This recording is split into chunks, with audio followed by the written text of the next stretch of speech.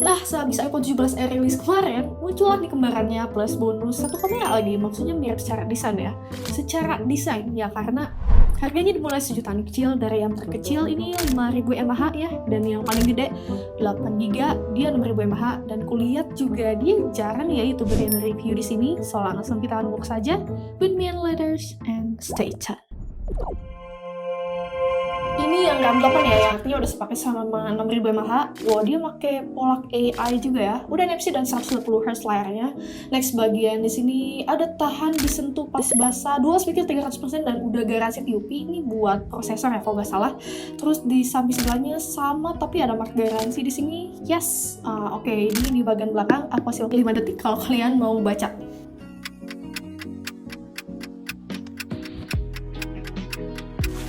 Alright, dia masih konsisten sama box berani hidup ini. Seperti biasa di sini ada www.infinix.com. Ini dia isinya, tapi cover plastik hijaunya sedikit beda hijaunya. Oke, ini ada apa ini? Touch transfer cepat fitur mereka ya. Ini warna sleek black ya yang aku. Dan anyway, jarang ya ada HP sejutaan yang ngasih warna estetik kayak gini. Tuh kan kalian bisa lihat desainnya juga nyesuaiin zaman. Dilihat juga mirip iPhone 16 atau 17 gitu ya. Sama lah intinya. Oke, ini dia, simpan dulu dan buka tredilan yang ada di sini disambut dengan bonus foto 20 GB, garansi dan juga sponsor aja ya. Ini kayaknya dari Qualcomm gitu. Oke, dari sininya dia sistemnya 33 per bulan dikirim ya. Jadi 2 tahun itu gak jadi sekaligus 800 GB bakal habis gitu, enggak. Nah, kemudian ini dia garansinya dengan style Infinix-nya juga yang lama. Next mungkin ini soft case ya, kita buka. Ini kayaknya akrilik sih, tapi kita bakal coba nanti ya. Dan di sini ada casan 18 watt. 18 watt itu pasti kecil ya bentukannya, dan beserta wire-nya. Dia reverse wire dan USB Type-C 2.0, dan terakhir ada di sini SIM ejector yang kotak. Oke, ini udah nice sih, persegi ya Pak bentuknya. Oke, ini dia bentukannya, ada logo Infinix di sini. Nah, kita buka ini plastiknya. Sebenarnya bagus ya, tapi kayak ada yang kurang desainnya. Sebenarnya dia lebih bagus Smart 10 ya, bahkan desainnya bahkan lebih seseg Infinix Smart 9 kemarin yang kita review. And then sebenarnya ini for information aja ya, series 10 Plus ini dia baru debut lagi. Ini ngingetin aja series Smart Plus itu dia terakhir di tahun 2020 ya. Tapi setelah dilihat nih ya, kayaknya sih dari si flashnya ini ya mungkin bisa didesain dan ditata lebih bagus lagi gitu ya.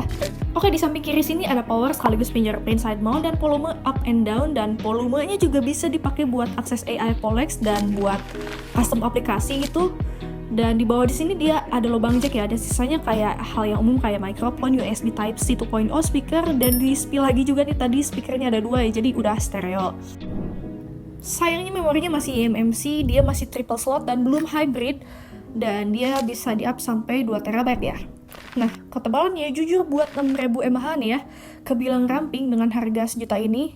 Sementara untuk beratnya, dia mencapai 198 gram, ya bisa dibulatin ke 200 gram lah ya. Mari kita nyalain dulu nih, langsung di sini ketara bezelnya agak tebal banget ya. Oh ya, karena lama, ini kita sarungin dulu ya pakai soft case akriliknya.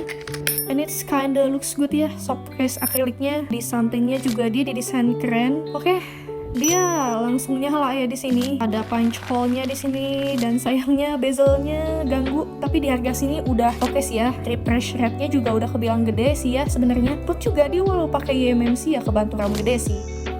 Layarnya IPS HD+, tapi di harga sini udah normal, dan untuk ukuran bisa kalian lihat sendiri lah ya di sini grafiknya.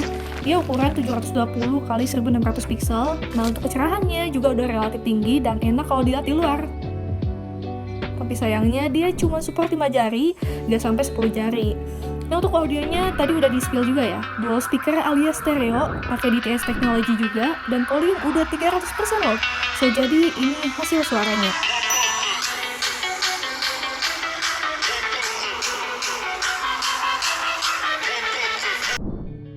Buat spesifikasinya ya, dia udah pakai Unisoc T7250 dan udah ada sertifikasi TUV yang katanya bakal stabil selama 4 tahun performanya. Pakai XOS 15.1, kalau nggak salah dapat update sekali ya.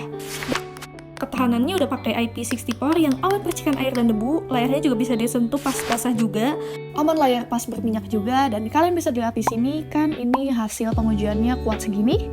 Mereka juga ngeklaim nih ketahanannya tiada tanding dari segala arah katanya.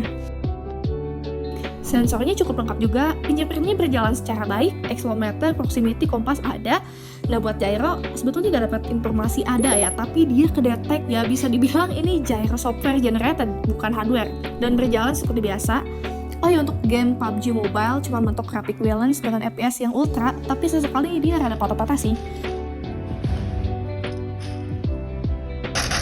Setting mentok grafik high dan FPS yang high juga, overall lancar aja. Mobile Legends juga stagnan di 60 FPS-an lah ya, di standar segini udah oke sih di kelasnya.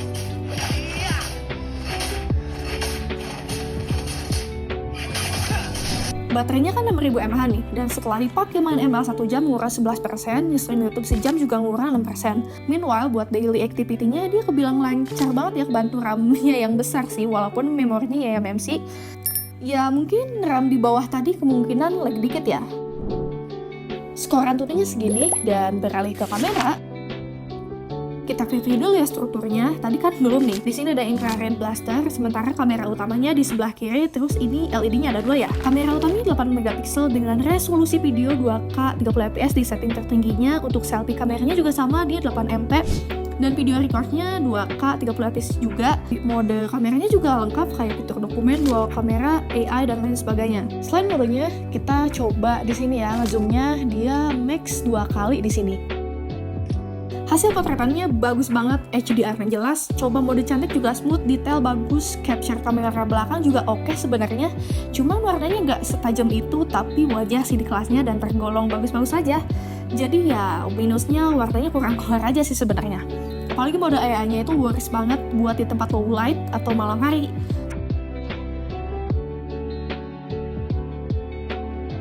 Sementara hasil jepretan videonya bagus sesuai resolusinya. Sayang banget belum ada fitur stabilizernya, jadi ya kualitas bagus tapi gak stabil itu juga gak enak dilihat ya. Kualitas mikrofonnya juga kebilang oke di kelasnya. Kan biasanya di harga segini kalau gak delay ya resekan banget ya. Halo semua, jadi sekarang kali ini ada di studio Perkakas buat bertani. Di sini ada gergaji ya, terus di situ ada golok dan ini ada sprinkler. Ini udah lama sih jadi kayak ya, tapi masih bisa kepake buat bertani. Kalian yang pernah pakai HP ini boleh drop komen di bawah. Di sini gimana ya? So itu aja dari aku. With me and letters and thank you.